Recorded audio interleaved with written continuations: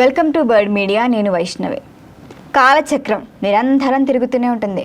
ప్రతి ఏడాది అనేక రాజకీయ ఘటనలు, సామాజిక పరిణామాలు, ఆశలు నిరాశలతో కలిసి చరిత్రలో కలిసిపోతుంది. ఇప్పుడు 2025 కూడా మరికొన్ని గంటల్లో గతంగా మారబోతోంది.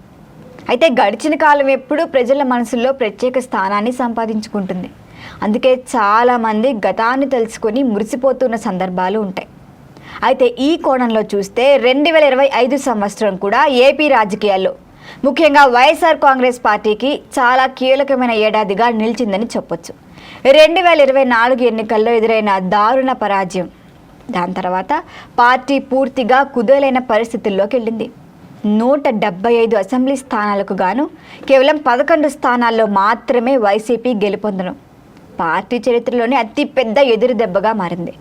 ఇక ఘన విజయంతో కూటమి ప్రభుత్వం అధికారంలోకి రావడంతో ప్రతిపక్షంగా ఉన్న వైసీపీకి తక్షణమే పుంజుకునే అవకాశం లేకుండా పోయింది. అయితే సాధారణంగా ఏ ప్రభుత్వానికైనా పాలనని గాడిలో పెట్టడానికి కనీసం 6 నెలల సమయం అవసరమవుతుంది. కాబట్టి ఆ కాలంలో ప్రతిపక్ష పనితీరును పూర్తిగా అంచనా వేయలేమనే వాదన అందరికీ తెలిసిందే. అయితే 2025లోకి అడుగుపెట్టిన తర్వాత కూడా వైసీపీ నుంచి గట్టి రాజకీయ ప్రతిఘటన అయితే ఇప్పటి వరకు కనిపించలేదు. ఉద్యమాలు, ప్రజా సమస్యలపై పోరాటాలు కూడా ఆశించిన స్థాయిలో వైసీపీలో సాగలేదు. అయినప్పటికీ స్టిల్ ఆ పార్టీ పూర్తిగా చెదిరిపోకుండా నిలబట్టడంలో మాత్రం వైఎస్ జగన్మోహన్ రెడ్డి ఒక మేరకు ఎంతో కొంత సక్సెస్ అయ్యారని రాజకీయ విశ్లేషకులు భావిస్తున్నారు. ఇంకా రాష్ట్ర వ్యాప్తంగా పార్టీ పరిస్థితిని కనుక పరిశీలిస్తే కొన్ని జిల్లాల్లో మాత్రమే వైసీపీకి స్వల్ప బలం కనిపిస్తోంది. మిగిలిన ప్రాంతాల్లో వైసీపీ ఉనికే ప్రశ్నార్థకరంగా మారుతోంది. ముఖ్యంగా పల్నాడు జిల్లాలో పరిస్థితి పూర్తిగా ప్రతికూలంగా ఉంది. అక్కడ కీలక నాయకుడిగా ఉన్న పిన్నెల్లి రామకృష్ణారెడ్డి అరెస్టు కావటమే ఇప్పుడు పార్టీకి పెద్ద దెబ్బగా మారింది. దాంతో మిగిలిన నేతలు కూడా కేసులు, విచారణలు ఈ భయంతో పాపం సైలెంట్ మోడ్లోకి వెళ్ళిపోయారు. ఆ జిల్లాలో అయితే అంబటి రాంబాబు మాత్రమే పార్టీ తరపున బహిరంగంగా వాయిస్ వినిపిస్తున్న ఒకే ఒక్క నేతగా కనిపిస్తున్నారు. అనేక నియోజకవర్గాల్లో అసలు ఇన్ఛార్జీలు ఉన్నారా, పోయారా అనే అనుమానాలు కూడా తలెత్తున్నాయి. ఇదే పరిస్థితి ఉభయ గోదావరి జిల్లాల్లోనూ కనిపిస్తోంది. అక్కడ ఒకప్పుడు బలంగా ఉన్న కాపు నాయకత్వం ఏదైతే ఉందో పెద్ద ఎత్తున అది పార్టీకే దూరం అయిపోయింది. వైసీపీ అధికారంలో ఉన్నప్పుడు దూకుడుగా వ్యవహరించిన చాలామంది నేతలు ఇప్పుడు వ్యూహాత్మకంగా పాపం మౌనం పాటిస్తున్నారు. కూటమి ప్రభుత్వం అధికారంలోకి వచ్చిన వెంటనే సోషల్ మీడియా ఉక్కుపాదం మోపింది. దీంతో పలువురు వైసీపీ యాక్టివిస్టులు, ఎక్కడో చిన్న నేతలు కూడా పాపం అరెస్టులు ఎదుర్కొన్నారు. ఇక బెయిల్పై బయటకు వచ్చిన వాళ్ళ విషయం చెప్పక్కర్లా, వీళ్ళు పూర్తిగా సైలెంట్ అయిపోయారు.